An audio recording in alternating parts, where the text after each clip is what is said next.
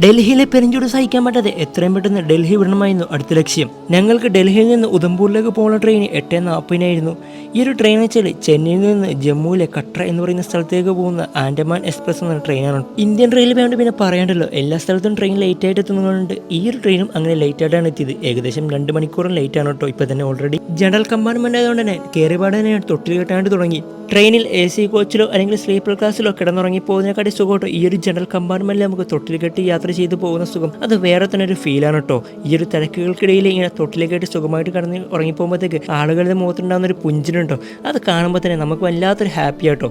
തൊട്ടിലിൽ കിടന്ന പാടാൻ തന്നെ ഉറങ്ങിപ്പോയിട്ടോ. പിറ്റേ ദിവസം രാവിലെ ട്രാൻസഞ്ചേഴ്സ് അരേ ബാബുജി 10 റുപ്യ എന്നും പറഞ്ഞുകൊണ്ട് ബാക്കിൽ നിന്ന് ഒരുപാട് തട്ടി അങ്ങനെ എന്നെ ഉറക്കത്തിൽ നിന്ന് എഴുന്നേൽപ്പിച്ചു. അവരോട് ഞാൻ സ്റ്റുഡൻ്റാണ് എന്ന് പറഞ്ഞപ്പോഴത്തേക്ക് അവർ എന്നിൽ നിന്ന് പൈസ വാങ്ങിക്കാതെ പോയി. ഞാൻ എപ്പോഴും ട്രെയിനിൽ യാത്ര പോകുമ്പോഴത്തേക്ക് ഇതുപോലെ ട്രാൻസഞ്ചേഴ്സ് വരുമ്പോഴത്തേക്ക് സ്റ്റുഡൻ്റാന്ന് പറയുമ്പോഴത്തേക്ക് അവരിൽ നിന്ന് പൈസ വാങ്ങിക്കാറില്ല.